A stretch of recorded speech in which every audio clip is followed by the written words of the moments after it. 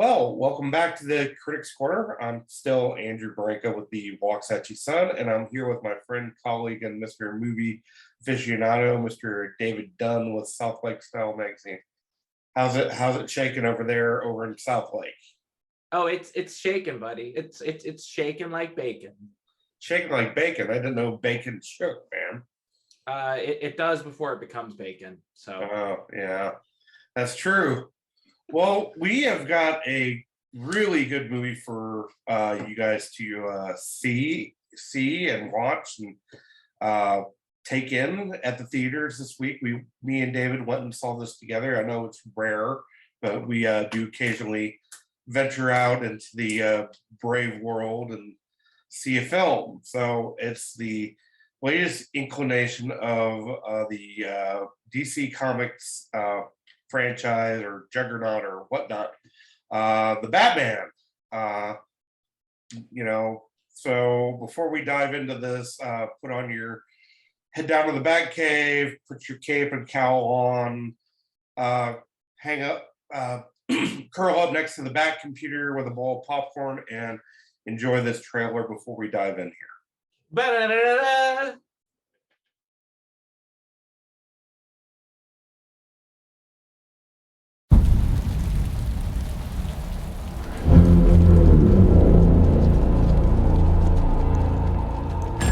Police! Hands up! Stay still!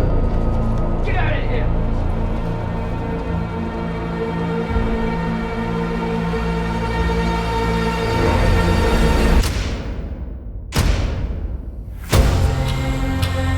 Fear is a tool. But when that light hits the sky, it's not just a call. It's a warning.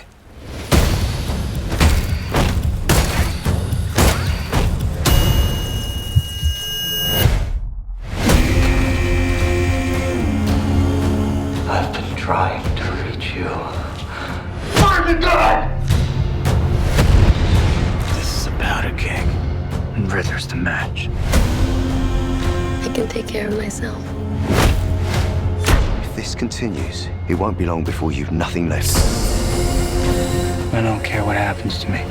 It's only gonna get worse for you. Whoa, take it easy, sweetheart. Hear everything they say, ain't you? Maybe we're not so different. Who are you under there?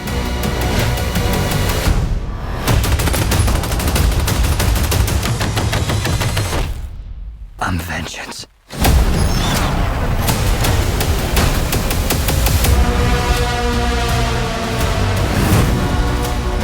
What's black and blue and dead all over? You. Take cover. I got you! I got you!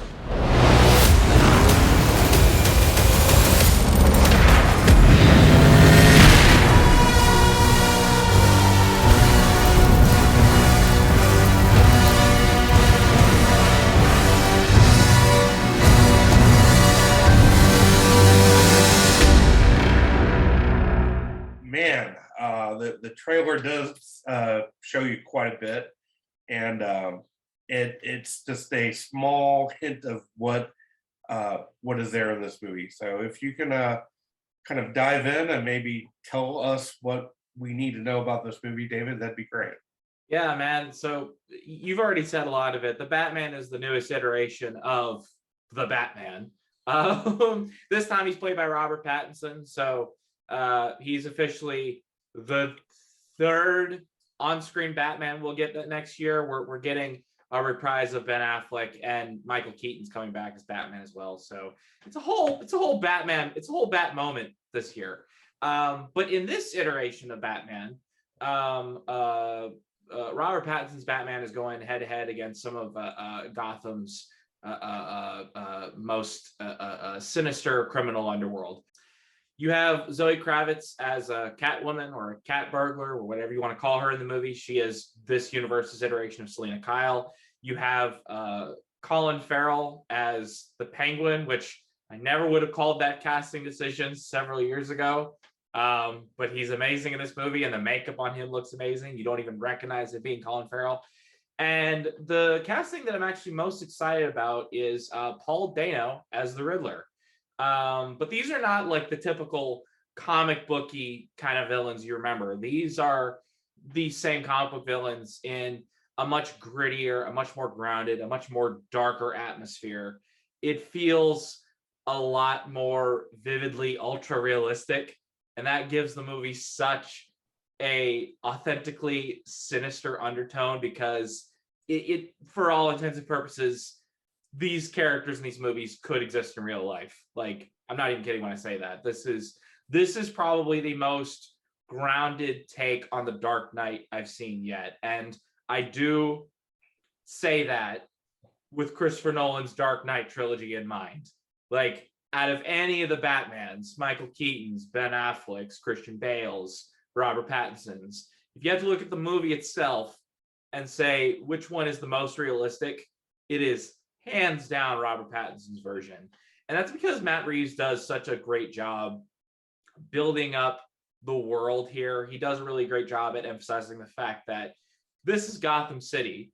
This is like the comic book's equivalent to Hell's Kitchen, or to Portland, Oregon, or whatever. Just fraught with, destruction, criminal activity. Like, you know what I'm saying? Like, Hipsters. Hipsters. I don't know if there's many hipsters in this movie, but there's definitely, like, this movie, for all intents and purposes, with all previous Batman iterations, there is a chance that Bruce Wayne as Batman has a chance of saving the city. This is the first movie I've seen where it very much is an uphill battle for Batman. It seems almost unwinnable to him, as far as how criminal and corrupt the whole city is. It's like a swamp. But Matt Reeves does an amazing job painting this world, and he also does an amazing job with the physics. I mentioned the Riddler, how he feels like a serial killer. He kind of goes in line with David Fincher's Seven and Zodiac. But even the Bat gadgets, are not overly impressive. They're not like the Dark Knight trilogy where you have like all these gadgets and gizmos coming out of Wayne Tech. It's like, no, his Batmobile is like a sports car, an armored sports car. It doesn't even have bulletproof windows. You have his Bat glider. In other movie incarnations, he can just fly down using his cape. Here he has an actual like glide suit that he has to like suit up in. And even the Batarang, I was shocked that in the movie, it's pretty typical. One of the most traditional trademarks of Batman is to throw a Batarang at criminals. I don't think he threw the Batarang once in this movie. He has a bat-shaped knife in his chest that he pulls out and like uses in tactical situations. But as far as throwing the Batarang at criminals, never seen it once. And I'm kind of amazed by that. It gives it so much of a grittier feel to it. Yeah, true. Yeah, it feels like one guy, it feels like if I dressed up in like some random bat outfit and I went out and I started beating up criminals at night. You're not wearing hockey pads. It's just, exactly. It's the guy wearing hockey pads. That's what this Batman feels like. He's very rusty. He's very unpolished. At times he's a little clumsy. Like, he doesn't have smooth landings like other Batman. So are you saying it's Batman in puberty? A little bit, but like there's parts where he's obviously overwhelmed. He's obviously filled with anxiety. At times he doesn't stick a landing. He rolls, he takes hits. But that also makes this Batman feel a little more vulnerable, Like, it feels like because he's not so polished, because he's not so experienced, he's a little more new to the game and he's a little more intimidated by some of Gotham's darker elements. I thought that was a great creative call by Matt Reeves to take this Batman in that direction. You know, the first thing I've got to say going into this is you have to take each iteration of the Batman and judge it on the merits of itself. You know, you can't judge Adam West and compare him to Christian Bale or Val Kilmer or Michael Keaton or, God forbid, Ben Affleck or George Clooney. With that said, there's stuff I love about Michael Keaton's version of Batman, which I think is totally awesome. I grew up seeing that when I was a kid. I love Val Kilmer's version of Batman really well. I'm a huge fan of what Christopher Nolan and Christian Bale did, bringing the Dark Knight trilogy more into a realm of reality. I'm still a huge fan of that series because I still think it's incredibly amazing with what they did. But this, I was surprised when I saw that this had a 2 hours and 56-minute runtime. I was like, really? We're almost doing 3 hours of a movie, 3.5 hours basically with previews and, you know, waiting for the movie to start. So you're in the movie theater for about 3.5 hours for this experience. And I was thinking, you know, I don't know if they can pull something off, but man, by God, they did. And it's amazing. This film is, like you said, it's very, very real. It definitely puts Batman from into another realm of reality, just like Christopher Nolan did with the Dark Knight trilogy. And I absolutely love that. Batman feels like a person. He doesn't feel like some cartoon character or just somebody that's just out of touch with reality. He connects with the people that are around him. I love it how the police react to his presence at crime scenes where they absolutely despise him, where, you know, they're worried about evidence integrity. They're worried about the integrity of a crime scene. And I think, man, that's kind of a good touch there, you know, from a person that's covered, you know, the police department, who minored in criminal justice in college. You know, hey, little stuff like that always intrigues me. But yeah, the one neat thing I really like about this film incredibly a lot is, growing up, I read comic books, you know, by the truckload. I go over to friends' houses, and I became friends with one guy because he had a whole stash of X-Men, and we would just go over at his house and read X-Men and Batman and Superman, and that's how we became friends, because he had that and my family didn't. So odd way to form a friendship. But anyways, this iteration of the Batman is more true to the detective of who Batman is. Yeah, Batman can kick a lot of butt and throw punches and drive a cool car, but I think a lot of that, to a degree, even in the last trilogy, was definitely shoved off to the side in favor of explosions, car chases, and punching bad guys in the face. And you definitely have more of that here. Not that you don't have punches, car chases, and fist fights going on in this film. You do, and it's incredible. But I really respect that. And I've got to say, they did right by the Batmobile. Oh, dude. And that's what's so shocking, right? Okay, so, and I agree with pretty much everything you said. To touch on the cops for a second, you talked about the cops' reaction to Batman. I agree. It was a great reaction shot. I thought what was more impressive was the criminal shot, because throughout the whole city, Matt Reeves is like changing perspectives with different criminals doing different things. And when you see the bat signal go up and they notice it, you see utter fear stricken in their hearts, to where they're looking around, they're antsy, they're looking at the shadows thinking Batman is there. It's like they're boogeyman. It's so great, and I love that he shows that perspective. Well, and one observation I wanted to pick up is you compared Batman's Batmobile to a car.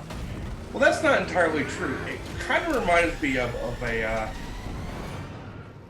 trophy truck that races in the Baja 1000. I mean, it has that look and feel to it where it's this car truck off-road vehicle that does massive jumps, which is awesome. You know, if they would manufacture one of these, I think I'd sign up to go buy one. Oh, it looks badass. I'm not saying it doesn't, but what I am saying is, like, compared to the Tumbler and the Dark Knight trilogy, oh yeah, Batmobile in Batman vs Superman, to this muscle car you see in the Batman, this one feels less like the Batmobile, and I think that's fine because this is early on in Batman's career. He's still figuring it out, but that car chase scene was amazing. Oh, it was epic. Like, it was so exciting when that engine revs up and that sound design just hits you in the face. When he jumps that ramp too, that was so cool. Yeah, but one thing you touched on is, you know, there's all these different iterations of the Batman, right?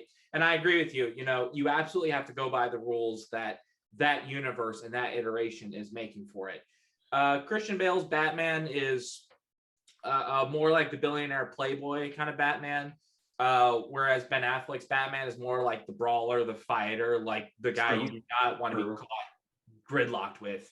Robert Pattinson's Batman is more of the detective Batman, stricken and guided by tragedy and vengeance. Like, I think it's so interesting that this movie does not show the Wayne murders because it doesn't need to, because we've seen it 50 times over already. But despite that, you do feel the tragedy of this character. You do feel the loss of this character. You do feel how that anger and that loss and that rage guides him into every decision he makes. And that's fascinating. That's character development there. That is just great writing, and that shows a great understanding of this character. Well, and Alfred, the guy who plays Alfred, I thought he was good in this. And, you know, he kind of brings up his past with Martha Wayne and I can't forget his name, Thomas Wayne. Yeah. And he brings it up subtly in a certain way when Batman's kind of ignoring his name and all that sort of thing. So, you know, they are brought up, but they aren't relived or reenacted or anything like that, which honestly at this point I think that's fine. I mean, everybody knows Batman has a dark origin story and it's related to the homicide of his parents, and I'm cool with that not being in there. And honestly, it didn't need to be. We know who Batman is. We know he has a dark side. Yeah, as long as you understand the characters' motivations and their development, which this movie absolutely does. The climax of the movie, the change you see in the character, I'm not going to spoil it here, but that was amazing. I've never really seen, there's not that many Batman movies I can remember where I see a Batman grow, right? Like, you usually see, like in Batman Begins, you saw Bruce Wayne become Batman, whereas the Dark Knight, he decided to, it escalated into becoming the Dark Knight entirely. There's not many Batman movies I've seen where the character changes from beginning to end.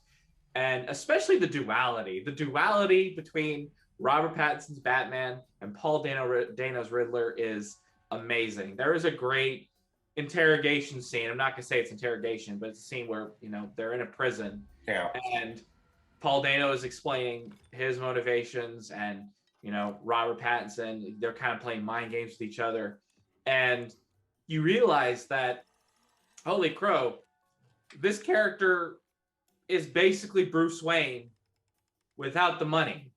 If he did not have the means, if he did not have the upbringing he had and the resources he had after his parents' death, how possible is it that he would have ended up like this serial killer? I love that. I love it when these movies show those mirror matchups in those moments and really kind of challenge not just the characters, but also the larger ideas we have about these characters. Because I know there's that typical internet argument of, oh, if Batman just sold all his money, gave all his money away, he could change Gotham forever.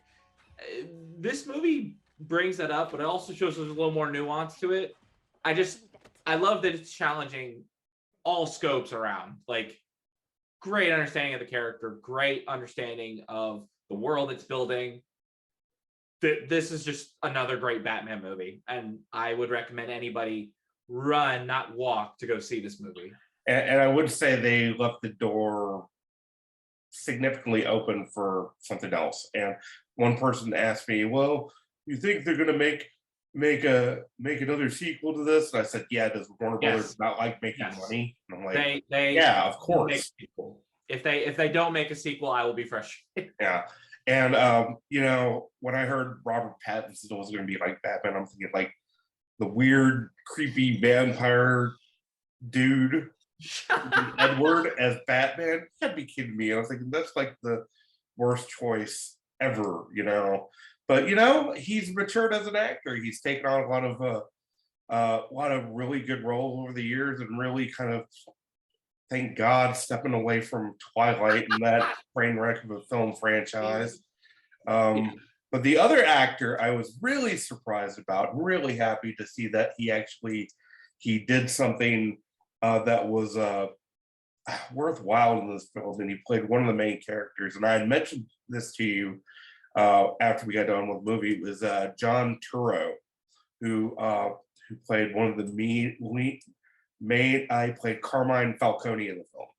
And we all know Mr. Turturro from Transformers and some of the other small throwaway kind of funny roles that are kind of borderline annoying.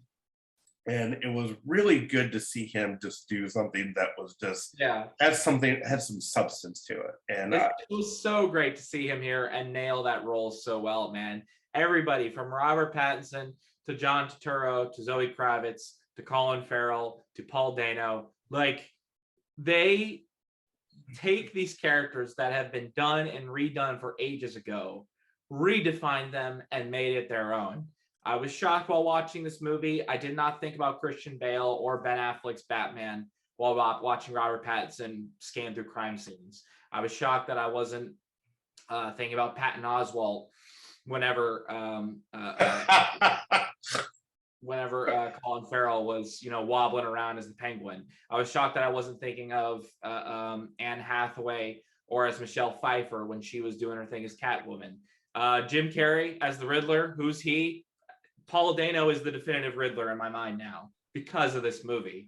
And the fact that these characters have been done and redone so many times over, and everybody brought like this wealth of richness and lore to this sprawling story and really brought a new spin to it. I think that's incredible. And this is definitely one of the best superhero movies I've seen, let alone one of the best Batman movies I've ever seen. Yeah, I would agree with that. The reason why I was laughing when you mentioned Patton Oswalt, he did a Funny or Die skit where he played the Penguin, and I chuckled because I remembered his performance there. But yeah, I would say this is on par with what Christopher Nolan did. I don't know if it surpasses it, but it's on that level of greatness. And for me, it's a great film. I think for me, in terms of Batman movies, 1 and 2 is like The Dark Knight and Batman Begins in no particular order. And right after that is the Batman. The fact that I could even say it's that close, like, that's incredible. That is amazing. Yeah. And you're going to laugh at me for saying this, but I'm going to say it anyways. There's always a place in my heart for Adam West because, I grew up watching Adam West, the reruns, and I've introduced my nephews to Batman through Adam West, so we connect that way. So, yeah, Adam West his performance is comical and a little cheesy and corny, but you know what? It's something I can share my love of Batman with my nephews, and then maybe when they get older, I can introduce them to more of the mature Batman flavor. There. He's the cheesy Batman that we all tolerate because we all love him that much. Let's be honest. We would not tolerate Val Kilmer or George Clooney in the same way that we would cherish Adam West because he nailed that tone and they didn't. Or Joel Schumacher, who put nips on Batman. but we don't need to go there. This is a positive conversation. We don't. Yeah. For the record, you don't put nips on Batman ever. No, never, ever. No. I'm glad we solved that. Or you don't put a huge, massive fin on the Batmobile like a Cadillac at all. Small fins, okay. Huge, extraneous fins that like go like 2 stories up. No. No. But Andy, I love 2-story fins. Okay, well, we need to give the Batman a rating here. So out of 1 out of 10, what do you give this here? Solid 9. Great movie, great tone. If I have any arguments, I would say, if I have any complaints, I would say the 3-hour runtime, you do feel a little bit at a certain point, but it kept me engaged and interesting long enough to not feel that fatigue that much. And the other minor complaint I would have is that I would like to see more of Playboy Bruce Wayne in Robert Pattinson, but I think we'll be able to see that and explore that in future sequels as an entry into the Batman, as an entry into this new Bruce Wayne, this new Gotham, and this new universe. The Batman more than exceeds expectations. I give it a 10. I thought it was great. Wow. Okay. It was really good. The only word of advice I give to people if you go to see this movie, don't get concessions, because you don't want to have to leave the theater to take care of business. So yeah, don't take concessions, and honestly, don't take your kids. Yes. I know this movie's rated PG-13. Yes. There are a lot of dark and violent moments in this movie. This movie could have easily been rated R if they did not pull back the punch a little bit. Again, this is not Adam West as Batman. This is not an Avengers movie. I don't even think I'd take my nephews to go see an Avengers movie. Nope. But this is not, cheeky Batman or anything like that, or even, just leave the kids at home, go out, have a good night with your friends, or go on a date night. This is a great movie to just enjoy and savor. I'm probably going to go see it again this weekend. Yeah, for sure. So that is going to do it for today's edition of the Critics Corner. So if you have any questions, suggestions, anything you'd like to talk about movies, send us a message, shoot us an email, and we'll be glad to talk with you about that. So we'll see you back next week. So see you guys at the cinema, and take care. Take care, everybody.